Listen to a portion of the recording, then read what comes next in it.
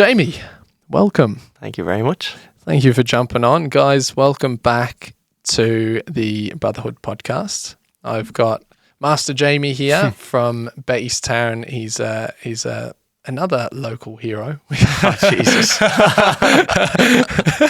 Wait, no, just set the uncomfort from the get-go. I won't even be able to watch this. No, but Jamie is another fantastic local business owner who is doing amazing things. He runs a very well-established barbershop called JD Studios in Bettystown. Thank you very much. Not too far from Drogheda, and I've been wanting to get Jamie on for a while now, and it's awesome that we finally were able to cultivate this moment in time and space where we can make it happen. Yep. So yeah, man, thank you for jumping on. Pleasure, man. Pleasure. And to jump into it, I suppose before we get into the kind of origin story, how would you describe to someone what JD Studios is? Good question. I mostly describe it as more than a haircut, you know. I think that's a simple way to put it, because I think it's about the connection and the kind of community that we built with it. Like, I feel like we retain a lot of clients, which is a big thing that I aim for, because I think that reflects your service and your connection. So to me, JD Studio is more of a community and a connection than a haircut, you know. Yeah, no, I completely agree. You know, I get my haircut almost every week at it, and I'd say I'd be particular. And I used to work in a barber store. Well, I wasn't a barber; it was a coffee. You never section. told me that. No, didn't I? No. Oh. Yeah, I used to. There was a little coffee section. I used to be barista for 7 years, and that's what got me into grooming. Brilliant. But I suppose I got an eye for, that's where I gained an eye for that and grooming and things 100%. Like that. I remember I used to have like my beard long, and there was a lovely barber there, Lexi. She's like, "Can I just cut it?" That's it.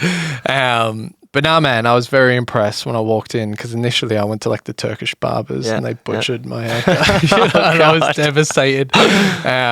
Which happens, yeah, that's it. But man, it's been great, and you can feel the culture. Yeah, you know, it's more than a haircut. There's a culture there. There's a community. Yeah, I think that was very important to me. Like, I didn't want to open up just another barbershop, you know. And even like, funny story, when we were renovating and getting it open, like, people were walking by, what is it going to be? And like, me and my dad were gutting it out, and like, you tell them, I was nearly embarrassed saying it's another barbershop, you know, because they're like, "Oh, another barbershop, we don't need one." And you know, I was getting backlash, like, you know, that had me rattled, you know. Yeah. But I think once people start seeing, you know, what we were about and our culture, as you said, like, there was no issue then. The boat's settled, you know. Yeah, correct. It was scary at the start, because people didn't feel the need, or didn't think there was a market there, you know. But I think once you do show them what you're offering, then you lock them in, you know.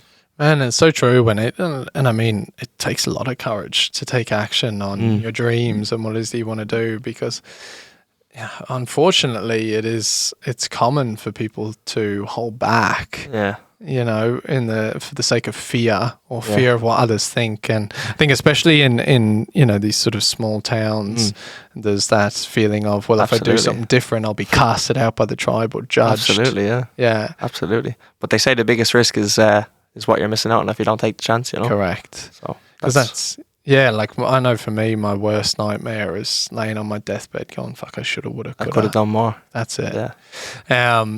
So before we jump into that journey, because I definitely want to go there, what was life like before the barbershop? Before the barbershop, I suppose I was always busy. I would have been big into sports, like, growing up. Yeah. Was playing Gaelic, and then boxing I kind of loved. I was going hard at the boxing, competing in competitions. I was on the Leinster squad, Leinster development team and stuff. Growing up, so sports was big for me. And then my dad owns a plumbing business, so every school break since I was 14, I was kind of working with him. And he was probably hoping that I was going to jump into business with him, but I kind of sacked him off. So sorry, Dad. It's like fucking the very thing I wasn't trying. So that was a bit of a mess in the house for a while, but no, it was all good. Basically, I was always kind of busy. I was training, working from a young age. Like, I just, just threw myself into anything I could, really. Love it, man. And by the sounds of it, it's that environment and those sort of places are what forged the mentality. Yeah. To 100%. Create. I would attribute boxing to like my mindset. Yeah. A huge part of boxing to my mindset now. Yes. Like, you know, because you're pushing yourself, the discipline that comes with it, doing things you don't want to do, really scary situations, pushing yourself to the limit, really. You know, it braces you for, like, I always think if I'm coming up against something like I've done worse, you know. Yeah. That's it's a good anchor point, like, for moving forward. But yeah. I love it, man. Yeah, it's good. And then how did the barbering then come into play? Yeah, so essentially, I suppose going back to before barbering, I was registered a plumber. I was an apprentice plumber with my dad, and he sent me I went to DCU. So I'd done all right in school, and I went to DCU to study business and Irish. So I'm fluent Irish speaker as well. No way. And that was what I studied my degree in, business and Irish, true Irish. But at that point in lockdown, because I went to college, I started college in 2020. So my leaving cert was the COVID year.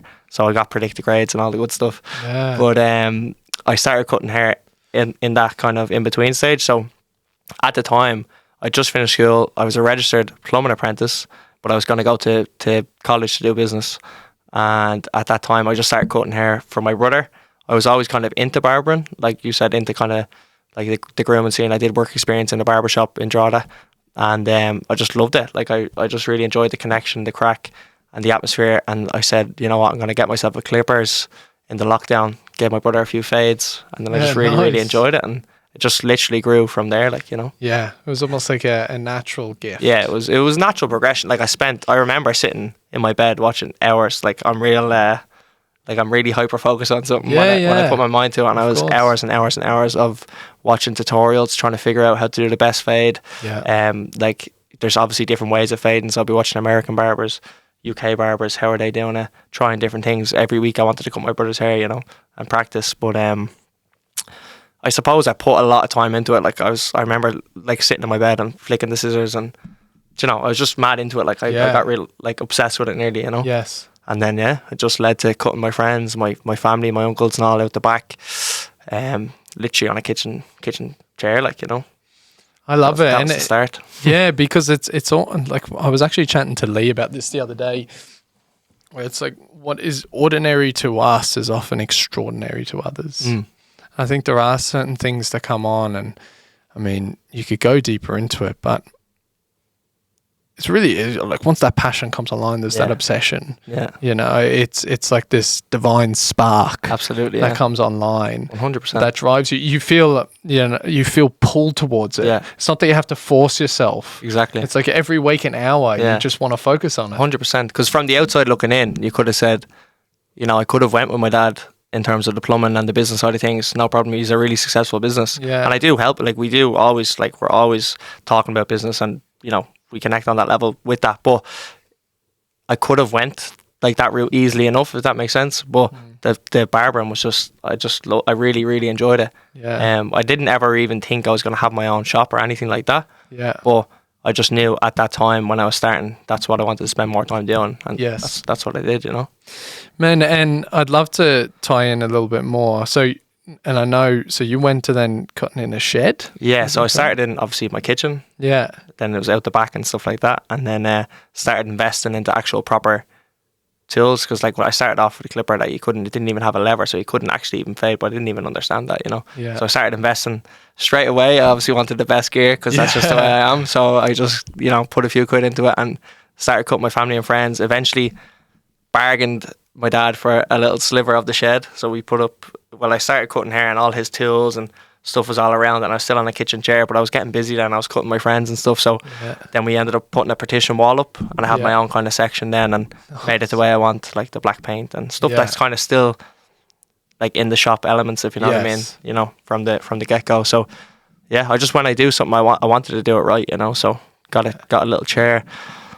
That was that. And I love it. It's almost like Spider-Man when he's first got his like dodgy suit. And then it eventually upgrades. It evolves, yeah, exactly. Yeah, but that's just the way it started. Like started from just just trying it out and then just really, really enjoying it and just kept the ball rolling with it, Well, that's it. And you can't skip those steps. Like you can't. Everyone wants to jump to where's the shop and everything. But as I often say, it's like before you can wield Excalibur being your soul's potential, right? Yeah. It's like you have to become the man worthy of wielding Excalibur. Of course, yeah. So like you need those trials and tribulations. Absolutely. Yeah. And like even like from the get-go, I was quite quick with realizing like I couldn't, like it actually got really busy, and I was spending 5+ hours a week replying to messages, and I just said, I have to invest in a booking system, register as a business.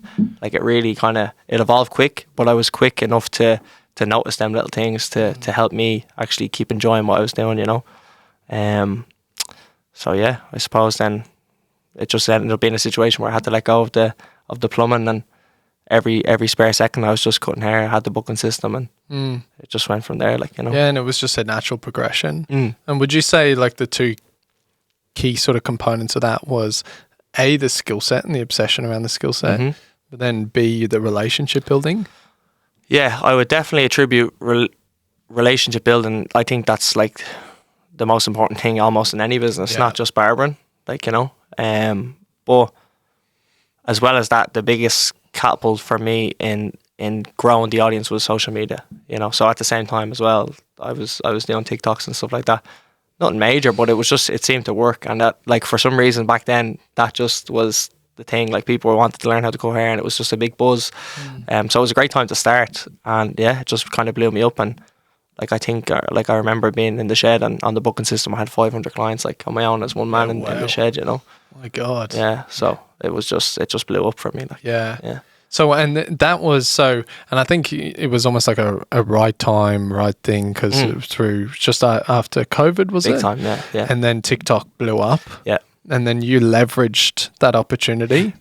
But it also, my mindset goes is like, it created the frame to justify people coming. Absolutely, yeah. So it was like these younger crowd, they're seeing you've got the socials, and then therefore it's like, okay, you're the guy to go to. It was the validation kind of to, like, the social proof for them to come book in, or like people were traveling, even when I was in my shed, crazy distances, like, the hype, you're building the hype through social media, Yes, correct. and then retaining them with the connection. Yeah, brilliant, man. So, yeah. And it's not something that I thought about, like, I'm reflecting now, like, it wasn't the plan at the time, it was just going with the flow, but upon reflection, you understand, like, why things happen the way they do. And, that's it. Yeah, and I mean, it's again, right thing, right time. You just implemented the things. Yeah, that was it. Yeah, perfect, man. And then the journey from that.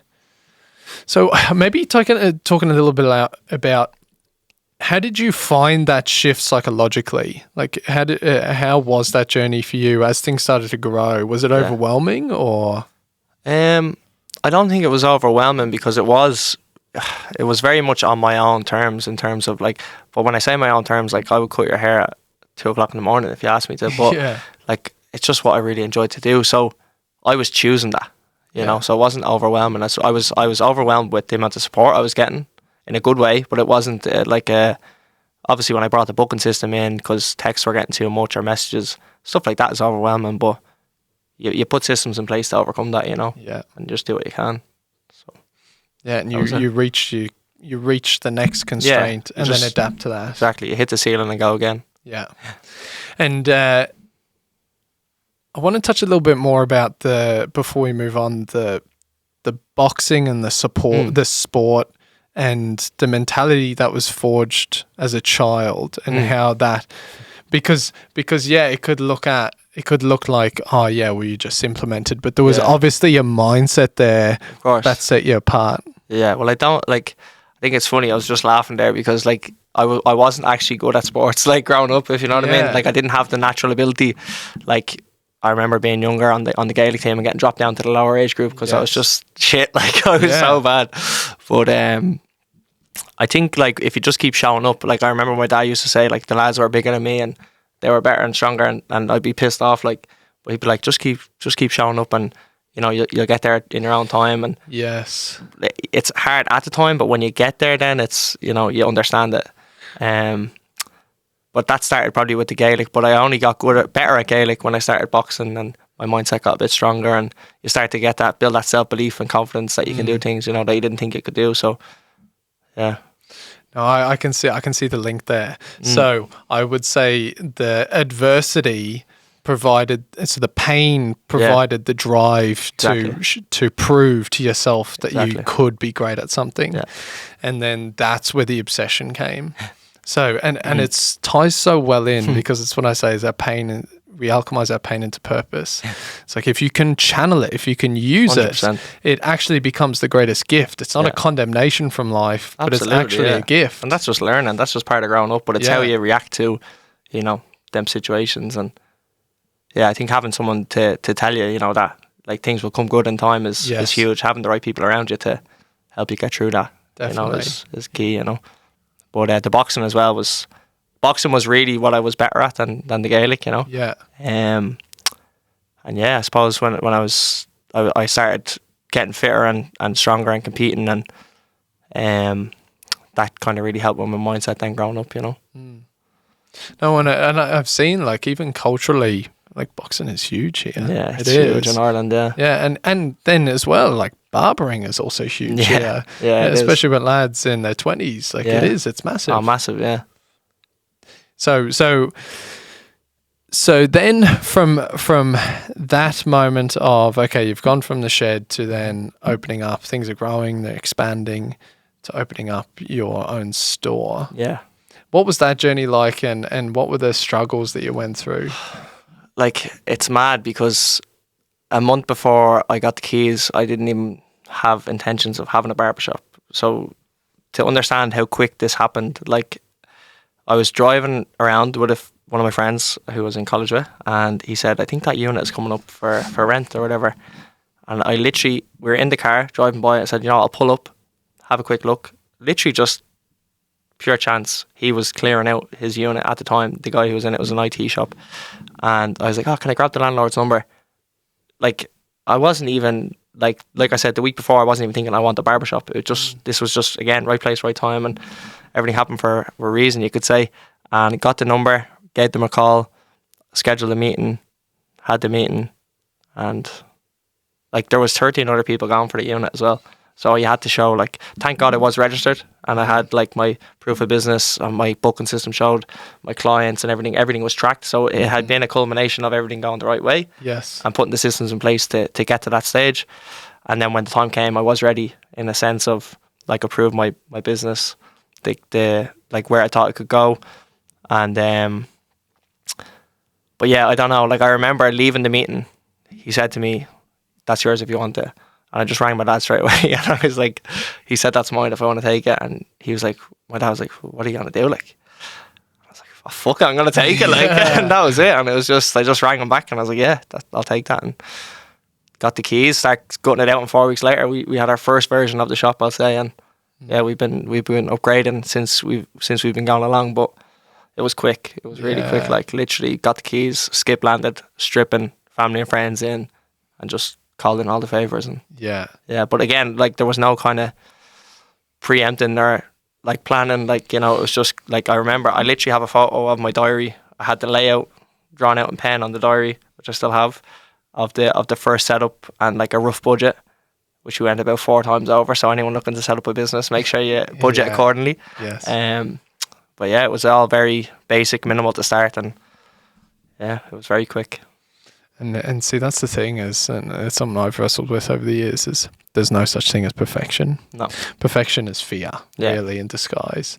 And what you're saying there is it's just I'm making it up as I go along. Yeah. And if you ask most people who have done anything great, it's the same thing. Yeah. It's you're building as you go along. Just get started and figure it out as you go along, Correct. I think if you have to have, to an extent, obviously, you have to have the right confidence that you can provide at least the bare minimum, and like knowing that you can upgrade as you go along. But yeah, I think it was okay because I had the booking system, I had the clients, I had the registered business already. It was the next step in barbering, but it wasn't what I had in mind at the time. It just happened, Yes. Yeah. And what would you say then from that point is the greatest lessons you've learned? Because initially it's just you, right? And then we were having this conversation before. It's like, it's one thing when it's just you, but then it starts to become something more than you. Yeah. And what have been the biggest lessons you've learned as that kind of culture in that space has expanded? Yeah, that's a good question. Like, I've really, even recently, doing a lot of self-reflection. Like, I want to be always from the start, and I've always said this to the lads who work with me as well, like, I want to create a space where you come into work and you're happy to come into work, and, you know, you don't feel like a zombie. And, you know, it's like, with the content and the atmosphere we're trying to create, I want all of the lads that work with me to really enjoy what they do, you know, and to lift them up in any way I can. So that's always been important to me from the start, and it's the only way I want to operate my business, if that makes sense, you know. So we're all quite close, we're all good friends in there, and like, yeah, that's the way I want to keep it, you know. It's part of the culture for me is our relationship, how we get on, how we support each other, and just how we grow together, you know. So that's what I wanted to create as well. That was like the main thing, that people come and enjoy work and what we offer, you know. Yeah, well, it amplifies the experience, right? Because it's, you're going in, and that's part of what you can feel in there. Yeah. You know, it's like, I can see it when I'm sitting on the chair. And sometimes it gets a bit much, maybe, if we're having the crack, you know, slagging, but that's it's fun. Like, it's good crack, you know. Yeah, but you don't want to like water yourself down, because it's like the right people will enjoy of that. Course, and the people who aren't in alignment with that 100% will go somewhere else. Exactly. And that happens naturally, like, you know. And you even see that with barbers as well. Like, obviously we have a couple of lads with us, and like all different personalities, different interests, and the clients gravitate naturally over time to the correct barber for them, you know, which I think is class, because really with a barber, you know, you're creating a look, you're creating confidence, and that's something that's maintained over time, hopefully, if, you know, it's the right barber for you. Yes. But even if it's not, you have different options of lads, you know, who can provide what you need, hopefully, you know, in the one, under the one roof. Yeah, that's which is great, like. Yeah, correct. And, you know, what I've really realised too, and my mentor used to say this to me all the time, is that, you know, everyone's after nurturing, right? And it sounds a funny word, especially if you're speaking around men, but it's realize, okay, what does it really mean? So people want a space where they feel safe, they feel appreciated, and that they belong, and that they have a good time. Absolutely, you know, and that they'll be looked after. and if you can provide those things, which you certainly do, it will be a success. Absolutely. And it's like community. That's the biggest thing I'm come to understand. Community is at the core of everything. 100%. And I don't think it used to be like that with barbering. You know, I think that's only kind of a new thing, maybe since COVID. You know, I think barbering in Ireland is definitely taking a switch that way, because, well, we do have a lot of older clients now who do say that to us. You know, I never really used to, you know, enjoy getting a haircut. It was always kind of an in and out job. You know, but you don't build that connection, you don't build that relationship. You're not, you know, you might go to and from different shops, which is okay. There's clients that 100% that's for them. But, you know, we hope to kind of create that space where people want to come back, you know. And that is, I can see, and I do hear a lot of feedback that even the older generation, you know, really appreciate that now, which they didn't before or didn't have or experience. So that's... And I feel like it's the same with coffee here and the sauna. It's like chatting to Sean there last week, and it's the same thing. People want this community, and they want to feel like everywhere they go, and they're feeling a part of this community. But in a way where they're leaving feeling better than when they walked in. 100%. Like little touches, even like in my local coffee shop, it's, how are you, Jamie? They know you by name. They know your order. You don't even have to order. Yeah. Like that's golden, man. Yeah. Golden. And like to have staff like that, it's similar in the barbershop. How's things? All the lads turn around. Hi, bye. Little greetings. Legend of the game. Yeah, little things that, you know, they make the difference, you know. And even like what we doing today, Rod, the usual, you know, you're not even, you know, sometimes you go to a barbershop, you have to sit down and explain exactly what you want. Little things like that. Once we connect and we learn what you like, what, you know, we can work with you, and man, it's so important, you know, I think, in business anyway. Definitely. Yeah, for a service provider. Yeah. You know? Because it's the fine details. Yeah. I was only saying this to my lads in Brotherhood. It was, you know, I reached out to a guy there, I think it was yesterday, and he got back to me. He's like, man, just thank you so much for thinking of me. Class. You know, and you're not thinking anything of it, because it's just who you are and the way you operate. But sometimes you don't know what it's doing. Yeah. It's really nice to feel that, Yeah. And you put up a great post there the other week where it's like a barber's a fucking doctor, a therapist. You know, it's so true. Oh my God. That got so much reactions, man. That was a cracker. I love that one. Yeah. But it's so true. Like, you know, it's brilliant. But that's what I want it to be as well. It's heavy, obviously, sometimes, but that's what it's about, you know? Yeah. Yeah, so that's good. I'm glad I can be that for people, you know? Yes, that's it. It's a safe space. Yeah, exactly. And on that note then, because obviously with the Brotherhood would target a lot of young lads and high-performing and entrepreneurial lads like ourselves, but as well that are open to look at the internal side of things and the struggles. What would you say are the biggest themes you're seeing in young men today? In terms of struggles? Yeah, in struggles and what their aspirations are. Yeah, I feel like a lot of lads maybe just are a bit lost with direction, which obviously they're all young, you know, so they don't really know. I think a lot of lads do have the thing in their head of, I'll just get a trade and go to Australia, which is a huge thing that I see all the time. But like often I'm like, is that what you want to do, or is someone just say that that's an easy thing to do? Yeah, you know. But obviously they're young; they don't really understand what they like, what they don't like. So it's probably a loss of direction, maybe I would say, in terms of what they want. But again, at that age, it's so hard to know. You know, you've got to go. You've got to go gain some XP. Yeah, I think it'd be great if they were going out, like obviously work experience is great in school, you're figuring out what you like, what you don't like, and that gives you a sense of direction. But sometimes people are just maybe getting told, you know, if you're not good in school, college isn't for you, you have to do a trade and you should probably go to Australia. Yeah. That's just the next thing, you know, and I see so many lads saying it, and it's not always the case. Like there is so many options, you know, that aren't getting a trade or moving away. And I think people would be surprised in what they can actually do themselves if they knew a path, you know. They found the path. Yeah.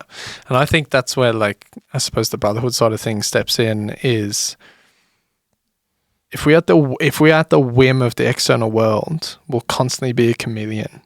Exactly. And I think there's a certain value in getting in touch with, you know, your internal guidance system, whatever it is you'd like to call it, intuition, your internal compass, your internal voice. Because I think the biggest thing for men is like there's talk about, okay, the antidote is self-love, but I think for men it's self-respect. Yeah. And it's like, how do you build self-respect? Well, or self-trust. It's by having undeniable, stackable proof that you are who you say you are, but also getting to know. You talked a lot about like the introspection. So introspection, is to internally inspect. Yeah. Right. So the idea of, I like to put it is, if you're playing a video game, right, you've got an avatar. Yeah. Right. So, and then usually the avatar has certain strengths and then weaknesses, or whereas I like to say needs support. Right. But so often it's like in Jumanji, right? There's a great scene where Jack Black taps the left side of his chest and up pops his like strengths and his weaknesses. And his strengths are like he's a geographer, he can read maps, and then you've got the Rock's character and he presses his chest and he's just like great at battles or whatever it is. Right now, if Jack Black is comparing himself to the Rock, he's always going to feel less than. All right. So he's like, oh, I should be this and that, or the Rock is telling me the way I should live. Yeah. Right. But that's not what my character is here to play. Absolutely. Right. So then the idea is like, what character are you? And then you can start to leverage your strengths. Powerful. Right. And you're not comparing yourself that I should be this character. And it's like, that's not my role to play in the fucking whole. 100%. I think two things on that. Going back to sports, that really helped me. And I do see a lot of lads who push to stay in the sports. Like lads who drop off from the sports, I think do struggle with the direction going forward. Whereas I think if you persevere, you know, you tend to find maybe, I don't know, for some reason, lads have a little bit more confidence, maybe who stick through the sports a bit longer. Yeah. That's what I tend to notice. And a bit more sense of direction and where they want to go. Yeah. Whether that comes from the resilience side of it, I'm not really, like, I wouldn't go too deep into it, but I just see a little connection there. And then second thing on that, I had a talk with the 50X when we met up the last time. It's a mentorship program that I do. Rory Stories was a guest speaker. Who's big here, and he did a huge talk on the education system and how it's so linear and it doesn't suit every basically person that you were saying with their personalities or what their potential is, and it's so linear and people who are on the outside just get forgotten about, or maybe they're left behind, and without a sense of direction. Yes. Basically was his whole talk, and it was actually quite emotional. Like, it was really, really good the way he worded it and the way he went through it. And like, I think that really correlates with what you're saying there about the strengths and comparing yourself to other people. Like, you don't have to just do something just because everyone else is doing it. That's it. Or, I think if you do that introspection and figure out, what would work for you, what would you like to do, what suits you and your strengths, that's where, people would find a bit more direction and peace, maybe. Definitely.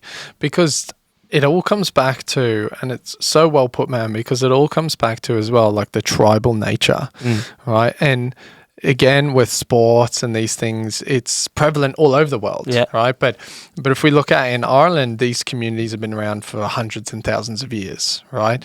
And then everyone's grandmother knows the grandmother and everything. So the more I've been curious. I'm like, okay, so how does this culture work? Because I've come in, obviously I'm from Ireland, but I'm coming back in with my kind of psychological awareness going, okay, how does this work? And it's like, there's extra pressure because if I make a different movement, I will be judged. Yeah. And not only I will be judged, but my whole family lineage will be judged. Right? Yeah. So like, think about that pressure that's on there. But then the other thing is the fear of acting different from the tribe in ancient times meant I'd be casted out. Yeah.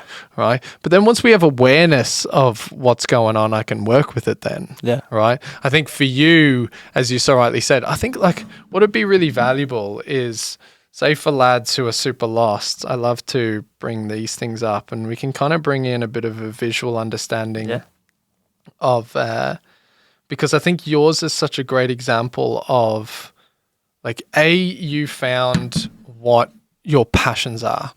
So you didn't question those passions. You followed what naturally lit you up. And that's what I like to say is like tracking your enthusiasm. Nice. Because my idea is that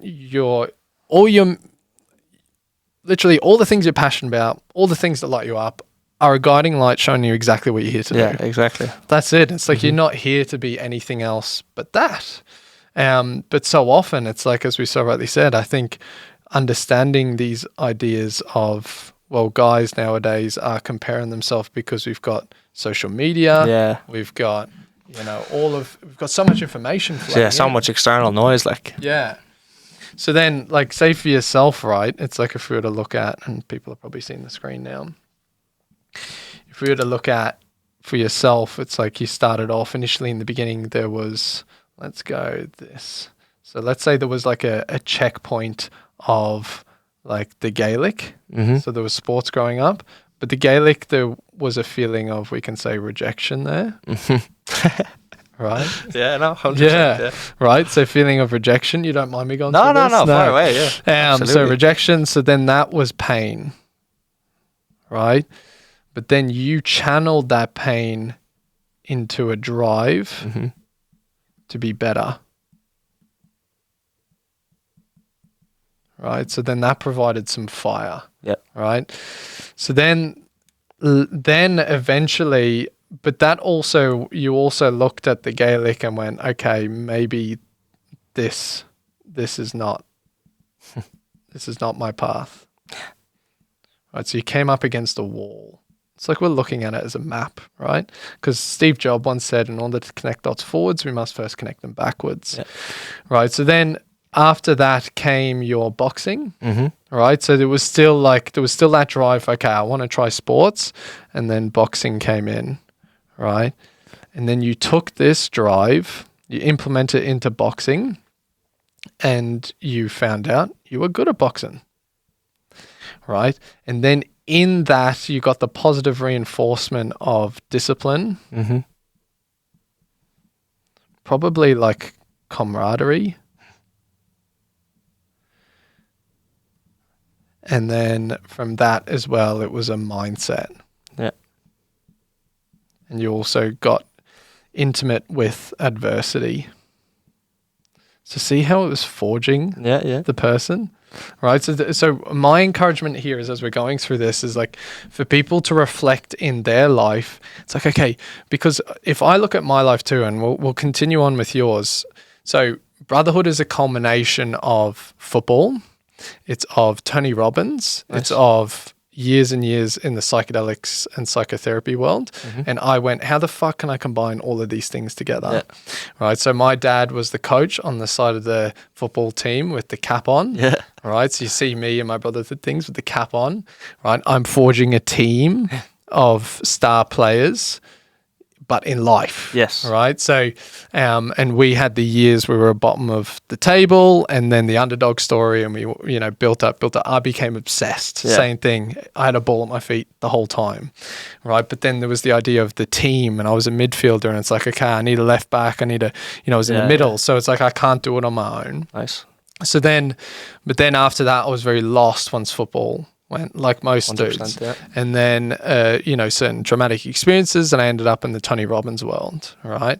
And then I realized, fuck, this is what I want to do. And he's talking about your beliefs, create your reality, change your mind, change your life. So then went through that journey. Then eventually from that pain and from a relationship breakup, I ended up in the psychedelics world of my own healing.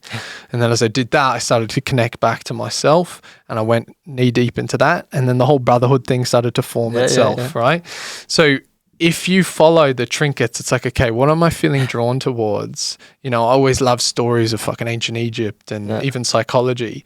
So all I had to do was to continue to follow these trinkets, and it leads you on the path. So then coinciding back to yourself, it's, your dad. So again, you see the gifts that were in your life. Your dad had a background in business, right? And he was mentoring.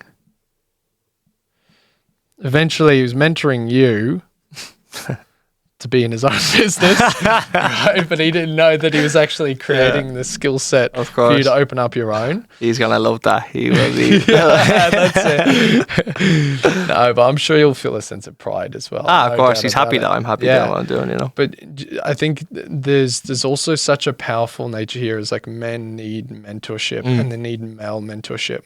Because there's a great book called Iron John that speaks about when a boy is born, he's naturally attuned to his mother's energy. Right, but there's a reason why the males would take the boys out hunting, is that would be the space where the boys would attune to the masculine way of being. Yeah. Right, that's where they'd attune. They'd be hunting, focus, and they'd get that mentorship. And it doesn't have to just come from the father. It would generally come from many males. But for me, I was blessed. I did have my dad as my coach. Yeah.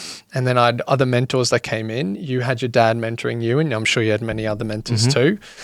But obviously, if a boy didn't receive that, and I know there's many lads who didn't receive that, that's, again, the importance of getting around mentors, because we need it. Absolutely. We do. Yeah. It is an inherent need, and that's what leads to lads doing risk-taking behaviors and getting into like gangs, because they want to feel a part of something. 100%. So then that mentorship then gave you skill sets, and then literally what came online was a passion for barbering. And again, the obsession brought you to gain skill sets. And then from there, you took all the lessons before and then created your barbering shed, but now it leads to the barber shop. Yeah. But the camaraderie and culture of the boxing is also what's created the culture in JD. Yeah. You see what I mean? Absolutely, yeah. So it's, you can see there's a map. Yeah, it's a map, yeah. So what my approach and my kind of argument for dudes who are lost is, you don't have to look outside of yourself. Everything is actually already there if you just look hard enough and you become introspective enough, or reach out to the right people who are in those scenarios that can assist you to see that, because there's too much information come from the outside world, and that's what sways us, because if we look at the masculine essence, it's being like an anchor. Yeah. And it's when there's a lot of talk about how do I become these like alpha males or whatever it is, right? But my argument is no labels. It's more so the more you connect with who you are as a man, the more those qualities of that come online anyway, but it's not yeah. from this performance of who I think I need to be. Yeah. It's like I'm actually just being You're who just I being am. yourself. Yeah, Yeah, that's it. But it is a journey, and I think that's the example of your life too, was that it wasn't just a quick, of course, you know, like you had to implement, and it came as you went along. And we're definitely not done. No, that's it. You know, but it's starting. Yeah, you know? and I know we went deep in there, but I found that was actually really it would be really valuable. That was cool to see. Yeah. Now for yourself from this standpoint, you know, what do you want to bring into the world now moving forward? Whoa, that's a good question. Yeah. Well, I suppose since the shop has started and stuff, like my passion for business has grown a lot as well. So I've done a lot of we started with education as well in the shop 2 years ago, and that's been growing a lot. Ended up doing a bit of a tour around Ireland and stuff, but I love little pockets of different things in my life, if that makes sense. Like, I love to co-hair, but I love to have other stuff going on as well, you know. But it all is I love business. Business is now my passion, you know. So I suppose I'm always looking for opportunities, or I just really enjoy seeing what I can do, you know. Yeah, and it's amazing because you're following those passions. There isn't necessarily a clear image of what the next month exactly. is. I don't have you know the way people always say make a 5-year plan. Yeah. Maybe a broad 5-year plan, but I don't have I couldn't say I'm doing stuff this year that I wouldn't have even thought last year was a possible thing. Do you know what I mean? Yeah. And something like that might happen again next year, you know. So I'm not anchoring down on one thing. I'll just see what happens, but I'm always open to opportunities and connection and meeting people and seeing, like you said earlier, shaking hands and seeing what happens, you know. Yeah. Oh, and it is so true. A year and a half ago this time, just over a year ago, I didn't know I'd be here. Yeah. You know what I mean? 2 weeks ago, I didn't think I'd be in a podcast. Yeah, you know what I mean? It. So this stuff just happens. You never know. I think I heard Tony Robbins talk about it, and I say this word loosely, but it's if you want to make God laugh, tell it your plans. You know what I mean? I agree. Yeah. I think there's a certain value to having a good idea of the vision, but to make a super clear 5-year plan, I think you're strangling what's possible. And it's just, there's no way you could predict in 5 years. Exactly. Even my day today was just so different.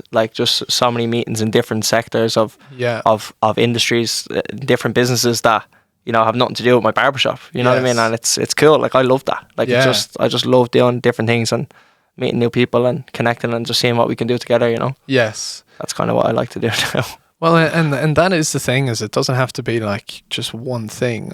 You know, I think there's value in there's this example of the spinning plates. So you've got the if you spin all three at the one time, they end up collapsing. But if you focus on one, get it stable, then you can, you know, build another one.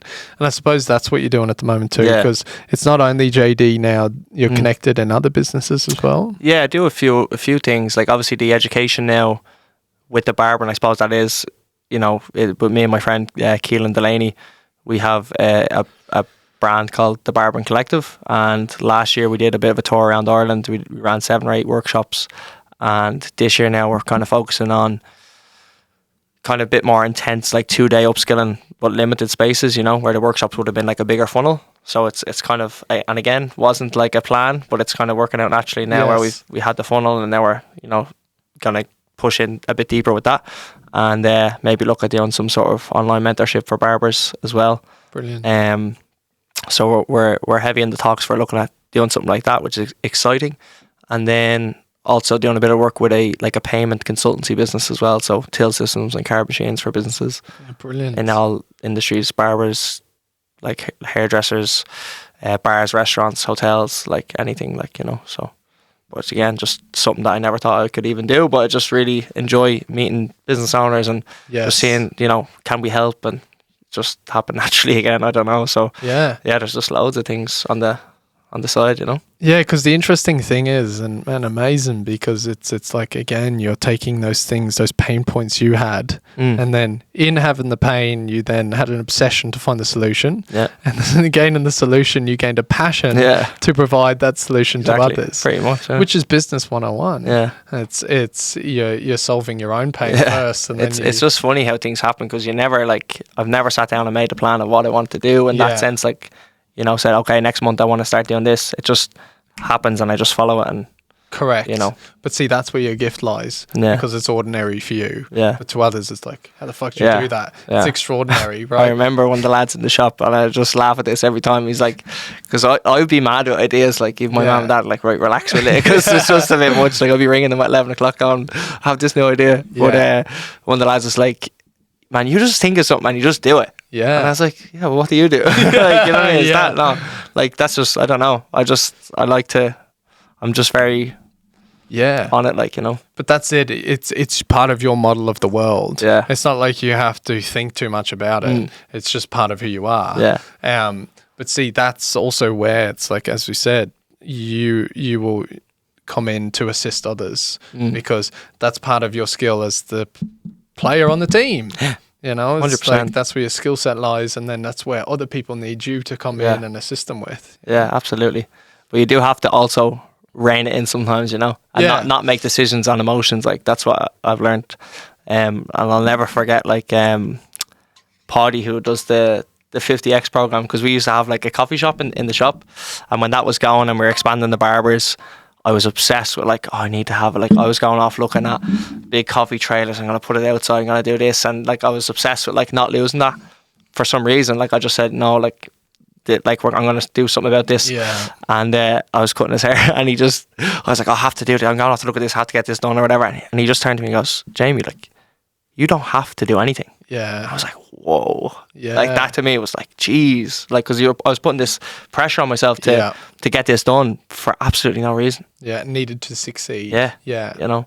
And then after that, like, I've started looking at things a bit differently, you know, because I was just like, I was too much like, go, like, you know, and that can just land you in a pile of shit, basically. That's it. You know? Yeah, and you end up implementing too many, and none of them have the strength to prosper. Exactly. Yeah. So there's a fine balance in. That's it. You know, but I suppose you gain that with experience, you know, and having the right people around you. Yeah, correct. Helps to propel that experience, I suppose. And that mentorship of people who are further ahead in the game, they can go, hey, you don't have to go down that dark alleyway, there's a fucking dragon down there. Yeah, because like I said about a hyper focus, man, I do just like, if I have an idea, that's all I think about until it's done, like for some reason, you know. Yeah, no, awesome, man. And that's it. It's like great to know where the skills lie, but then have the people around me to ensure that it's maintained like in a balanced manner. Yeah. You know, balance being, you know, a word just in terms of it's being directed in a way that is conducive for you and the people around. Exactly. Yeah. 100%. So, man, to finish it off then, this has been a great podcast. I'm enjoying it. Yeah, to finish it off, what would be the one thing that you would say to the younger version of yourself, maybe around 18 to 20? In terms of just giving them life advice, like? Yeah, life, business, whatever you feel to be true. Well, I would just say, like, to definitely keep put yourself in the rooms with, you know, people who know more. Like, always be, you know, try be always the youngest person in the room, you know. That's what I've really found is where I like to put myself into, and just putting yourself in uncomfortable situations. Like, don't be afraid to take, like people say, like, a risk. And I think in Ireland, like, there's that mindset of not taking too many risks, you know. But like I said to you earlier, the biggest risk is missing out on what could have been, or not finding out. And, you know, if you have a passion for business or you want to try something, do it. And if it doesn't work, just go back to doing what you're doing anyway. You know, it's not really ever a risk, you know. Once you can recover, you know. But yeah, put yourself into rooms with people who are going to inspire you and help you grow and put you in the right direction, and just go for it. Amen. Let's fucking go. Class. Oh man, love it.